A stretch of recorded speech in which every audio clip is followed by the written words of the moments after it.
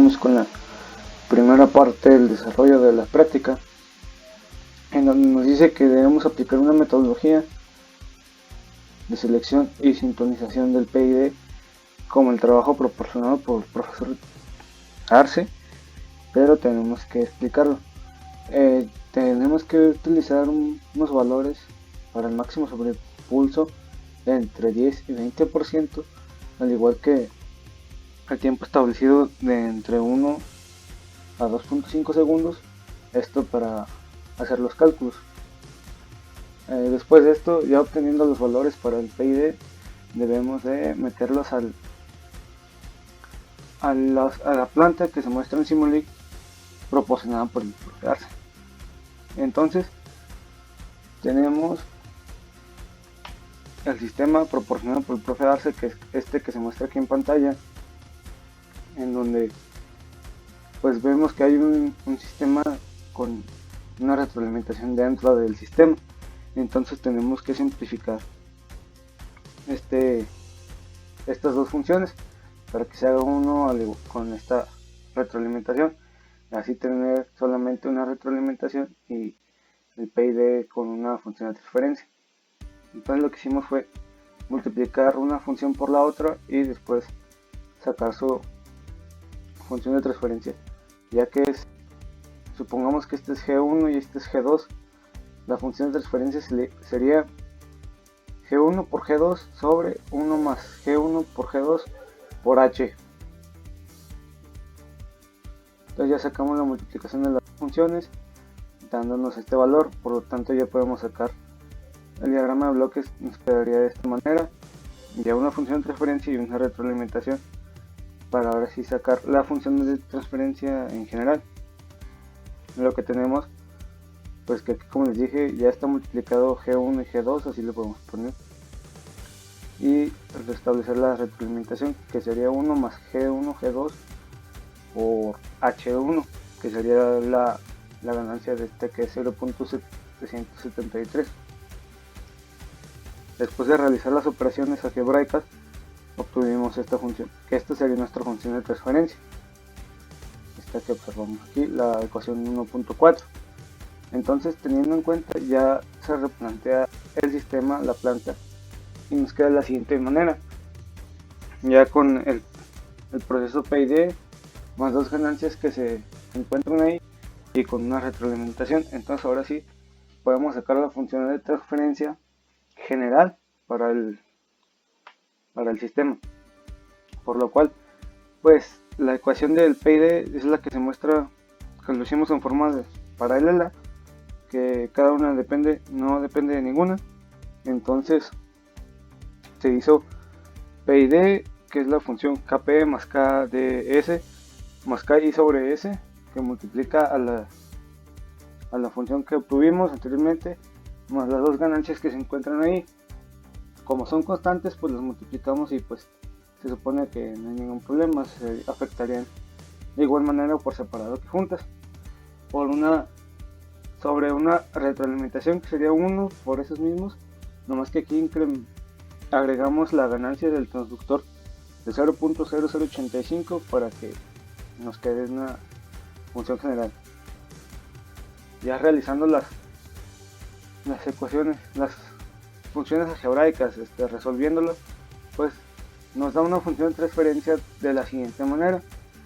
Si se pueden ver, es muy extensa en la ecuación 1.8, que es 21.86948, que multiplica a KDS cuadrado más KPS más KI.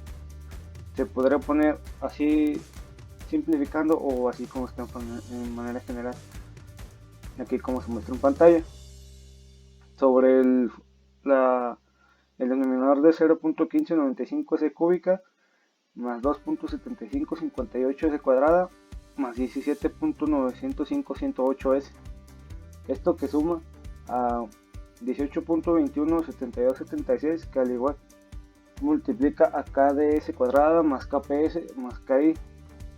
Aquí yo los puse de forma desarrollada para que no hubiera ningún otro grupo. Bueno, ya que tenemos la función, pues ahora escogemos los valores que queremos para MPI y el tiempo de establecimiento. Nosotros escogimos un valor de máximo sobreimpulso de un 15%. Esto quiere decir que nuestro sistema va a ser un sistema sobreamortiguado y tenemos que considerar estable en el tiempo de 2 segundos. Por lo tanto, tenemos que encontrar la frecuencia natural y el factor de amortiguamiento. Estos los obtuvimos de la ecuación 9, que nos dio el valor en la ecuación 1.11, que el factor de amortiguamiento, el coeficiente de amortiguamiento nos dio de 0.15693 y la frecuencia natural se obtuvo de la ecuación 1.12, que al final la frecuencia natural nos dio 3.8689. Entonces, pues ya sacamos nuestra ecuación característica, ya que es una ecuación de segundo orden. Por lo tanto, tenemos que, como ya tenemos los valores del coeficiente y de la frecuencia, pues tenemos que igualar. Entonces nos quedaría como se muestra en la ecuación 1.16. Realizamos la factorización de un polo porque, si se fijan, la función de transferencia nos da de tercer orden. Entonces vimos que a prueba y error el valor tendría que ser del polo mayor a 2, porque si no una ganancia nos saldría negativa. Entonces utilizaremos el número 7 para que los valores no estén tan altos y pues se pueda ver a continuación. Ya realizando esta multiplicación de polinomios, nos obtuvimos otra ecuación, la 1.18. Entonces esta ecuación obtenida en el 1.18 pues la tenemos que igualar con el denominador de la ecuación característica, para así poder obtener los valores de Kp, Ki y Kd, que son los factores de nuestro controlador proporcional, integral y derivativo. Ya, pues para el valor Kd se muestra en la ecuación 1.20. Entonces ya de ahí, haciendo operaciones matemáticas, pues es una suma, pero con una incógnita. El valor que no tiene incógnita pasa al otro lado restando y después es una división. Nos quedó que el valor de KD, el valor de la constante derivativa, es igual a 0.4525. Al igual que hicimos con la constante proporcional. Misma manera, términos semejantes, que era la S, era la S cuadrada. Entonces ya también sacamos y nos dio que la constante proporcional era de 1.3757. Y para acá ahí pues nomás era un término de cada lado. Entonces nomás se despejaba acá ahí, que es una división. Dio el valor de la constante integral de 5.7515. Bueno, continuando con la práctica número 3 de la unidad 3 de control, que tiene por nombre aplicación de un control PID. Anteriormente mi compañero Mario sacó los valores de las constantes KD, KP y KI, que son los de derivativo, proporcional e integral. Entonces estas mismas constantes que las sacamos anteriormente, los valores que obtuvimos serán sustituidos en la planta del motor en Simulink en la sección de PID, como se observa en la figura. En esta figura. Para que quede más claro, a continuación iremos a MATLAB. Entonces, esta sería la planta. Cabe mencionar que esta planta fue proporcionada por el ingeniero Jesús Leonel Arce Valdés, el docente de la asignatura. Gracias a esto fue un poco más sencillo realizar esta práctica. Entonces, aquí previamente se ingresaron los datos, como podemos observar en la figura. Entonces nosotros para obtener los datos fue un poco complicado, creo que mi compañero ya lo mencionó. Entonces, como se observa en la gráfica obtenida de los valores que insertamos anteriormente, esta sería la gráfica que obtenemos. Pero para que quede más claro, entonces también la vamos a simular en Simulink. Entonces esta es la gráfica que obtuvimos. Podemos observar varias cosas. Como la primera gráfica que vemos, que nuestro sistema se establece dentro de los 2 segundos de tiempo transcurridos. Las perturbaciones no le afectan tanto, sino es hasta el segundo 4, como observamos en la figura. Además, el máximo sobreimpulso, que fue calculado también por mi compañero Mario, optamos porque sea un 15%, que también se muestra en la gráfica que sobrepasa. Entonces nosotros podemos decretar que los valores que obtuvimos sí nos ayudaron para sintonizar nuestro PID y para obtener los valores que nosotros necesitábamos. A continuación, mi compañero Gustavo Alexis mostrará la simulación de un motor.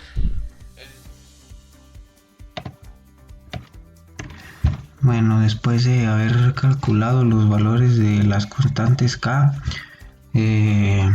proseguimos a determinar los valores de cada una de las resistencias y capacitores de las partes del controlador. En lo que es la parte del proporcional de Kp, pues se utilizó la siguiente fórmula que se muestra ahí, que es la RV4 entre RI, que vendrían a ser las resistencias. Sustituimos el valor de Kp que ya habíamos obtenido y únicamente fijamos el valor de alguna resistencia para poder obtener el valor de la siguiente, que se muestran aquí, de 1 kilo y 727 ohms. Para el valor de la parte integral fue el mismo procedimiento con la fórmula de la inversa de la resistencia por el capacitor. Igual sustituimos el valor de la KI que ya teníamos y fijamos el del otro componente para obtener los resultados que se muestran. Y lo mismo fue para el valor de la constante de la parte derivativa. Ahí la fórmula fue el capacitor por la resistencia. Y obtuvimos los valores de cada uno de los componentes necesarios. Y bueno, ya ahí mostramos la captura del circuito simulado en Proteus que tenemos acá. Ahí podemos ver el PID, la parte proporcional, integral y la derivativa con los op-amps y los valores ya modificados de acuerdo a los cálculos realizados. En la parte de la entrada tenemos un restador que compara la entrada de referencia con la salida del sistema, hace la resta y esta la manda a lo que vendría siendo el PID, que bueno, al final tiene 3 resistencias del mismo valor y vienen al sumador, que es el encargado de unir las 3 señales y sale a lo que vendría siendo el motor. Eso sería todo por parte de la simulación. Si se fijan, bueno, lo vamos a correr y ahí empieza el motor a girar. Va aumentando la velocidad conforme va pasando el tiempo, debido a que el error se va haciendo más pequeño hasta que bueno, llega al punto de establecimiento, que son las revoluciones deseadas, que ahí lo podemos ver que ya se estabiliza completamente. Y bueno, eso sería todo por parte de la simulación del circuito eléctrico en Proteus, ya con los valores de las K calculadas.